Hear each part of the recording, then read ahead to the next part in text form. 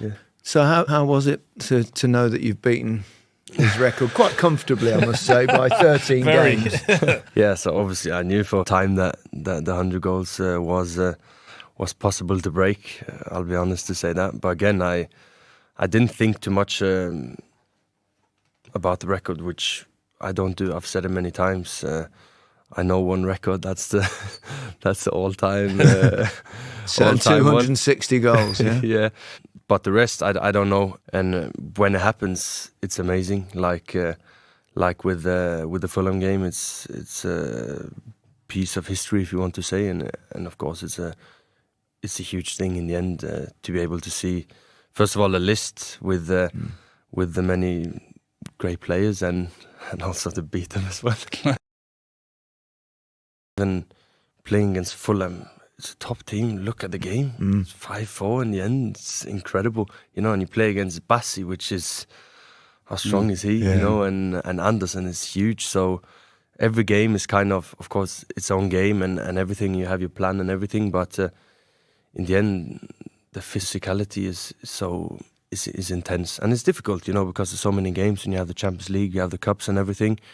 So that also makes you need to work even more on the recovery side and be ready for the next game, because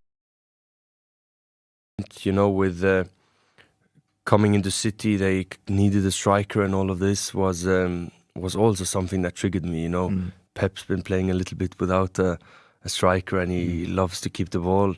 So then I was thinking, imagine me coming in and Ederson just like a few goals. Ederson just banging the ball in behind and me running, scoring, is also kind of a thing that triggered me a little bit to kind of break up the game a bit and also show Pep's side that he can also be direct, not only passing the ball, Did you speak to Pep before you came? Was there a chat among... Did he call you? Or he did? Yeah, he did. Yeah. Was he quite persuasive? He said the only thing I can come with is amazing football and you scoring a lot of goals. So that was it was a nice conversation, and yeah, of course, I love scoring goals, and the biggest compliment I feel I'm getting is when people say, another tap-in, another easy goal, because the easiest goals is the best, because what's the most difficult thing is to score goals, and when you can do it in an easy way, this is even better. If you could be in the perfect place all the time, scoring easy goals, that's a good thing. And most of goals get scored inside the box, but also inside the 5 meters. So you need to position yourself perfectly, and that's also really difficult. If no one is speaking about you, it's not a good thing as a footballer. So even before the season, there were not much speaking about me.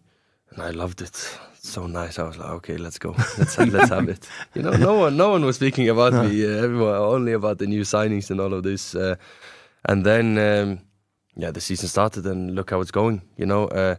So no, it doesn't bother me. I'm more like, I'm just doing my job.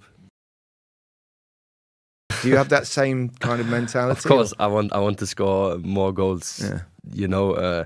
And I had to in the post against Fulham. Yeah. So if I was maybe a bit more sharp, I don't want to say lucky, but a bit more focused while finishing, I'd get a hat-trick. That's the reality, but I didn't. But I got one goal, I got the 100, but I should have had more in that game, simple as that. And that's what you think about afterwards. You're all right, you scored the 100, but you're thinking, I should have 100 and 102. Yeah.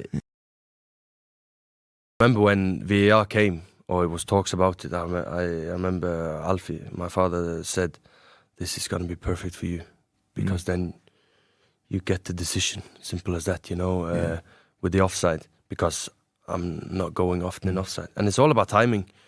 As everything in life, it's all about timing with whatever you do.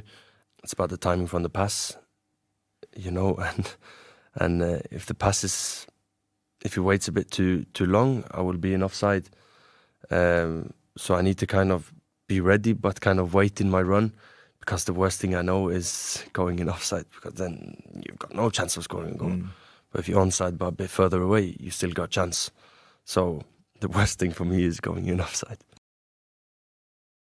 The pressure I felt more of myself, but I think also because I wanted so badly to become it. I remember every day before going to bed or seeing I've seen a few, like, the star thing when you can wish yourself something. Yeah. These stupid kind of things, walking under the train when the train drives by. My wish was I want to be the best footballer in the world. And this has always been driving me. Intense, first Demanding. of all. But for me, the people speak about genius, all these kind of things. I think he is. He's kind of a genius. But for me, the thing that surprised me, or not only surprised, but his hard work. He works harder than everyone. He's the hardest working in the club. Wow. He's the first one to come, the last one to leave. And I think that also is what's been taking him so far, because of his hard work every single day, his dedication, his motivation, and also his intense way of seeing football and working with football. I think that's the main things